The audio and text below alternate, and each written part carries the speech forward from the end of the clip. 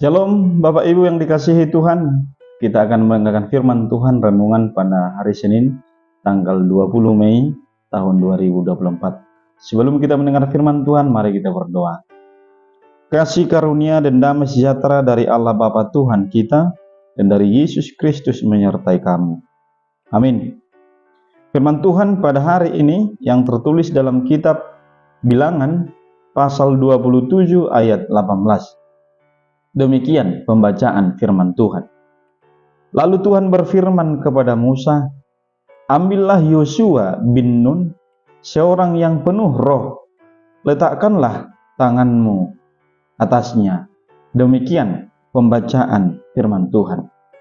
Bapak Ibu yang dikasihi Tuhan, di dalam kepemimpinan Musa, tentu dia mengalami berbagai tantangan, bahkan menghadapi bangsa Israel yang dikatakan bangsa yang tegar tengkuk, bangsa yang hanya bersungut-sungut.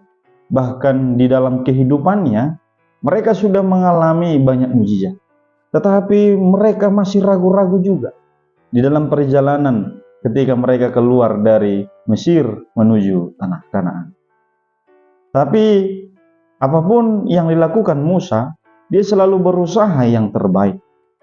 Namun dia memiliki tantangan, yaitu dalam peristiwa yang terjadi di Meribah ketika Allah memerintahkan kepada Musa agar berbicara kepada batu itu. Ternyata Musa marah, lalu dia memukulkan tongkatnya, sehingga Musa tidak sampai kepada tanah Kanaan karena hukuman daripada Allah. Dari sejarah singkat itu kita memperhatikan bagaimana kepemimpinan Musa dilanjutkan oleh Yosua, sehingga pada ayat ini Tuhan menyuruh Musa untuk memberkati Yosua, bahkan menumpangkan tangan atas Yosua, sehingga tugas kepemimpinan itu bisa dilakukan Yosua dengan keyakinan.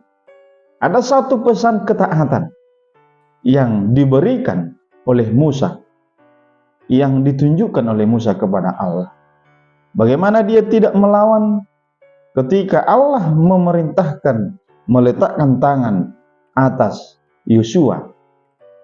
Dalam firman ini juga dikatakan bahwa ketaatan Musa itu meneruskan tugas kepemimpinan bagi bangsa Israel. Yosua sebagai pengganti Musa, dan bahkan dalam ketaatannya Yosua sampai atau katakanlah sukses membawa bangsa Israel ke tanah Kanaan. Apa yang mau kita petik dari firman ini? Bagaimana di dalam kehidupan kita setiap hari? Pertama, Tuhan menyampaikan, jadilah orang-orang yang taat atas perintah Allah. Tentu dalam tugas kita berbeda-beda fungsi, berbeda-beda katakanlah tanggung jawab. Namun Tuhan memerintahkan bagaimana kita menunjukkan ketaatan, rasa tanggung jawab.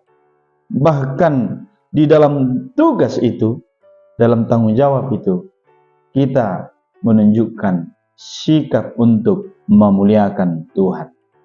Tuhan tidak pernah biarkan kita sendiri. Tuhan pasti tolong kita. Tuhan pasti mampukan kita. Karena kekuatan daripada roh Allah selalu melindungi kita. Yang kedua, Bapak Ibu yang dikasihi Tuhan, firman ini mengajak kita yang taat kepada Allah akan mengalami hal-hal yang luar biasa.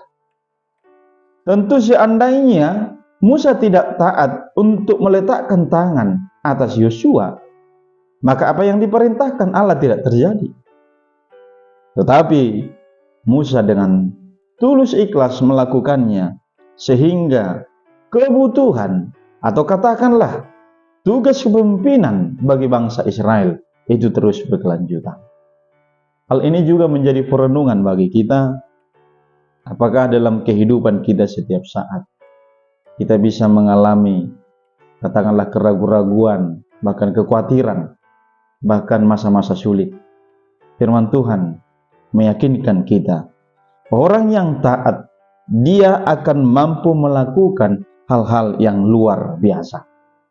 Baik di dalam kehidupan ini kita punya keterbatasan. Baik secara kemampuan pikiran, keterbatasan tenaga, tetapi Allah melihat bagaimana ketulusan kita melakukan sesuatu tugas pekerjaan itu.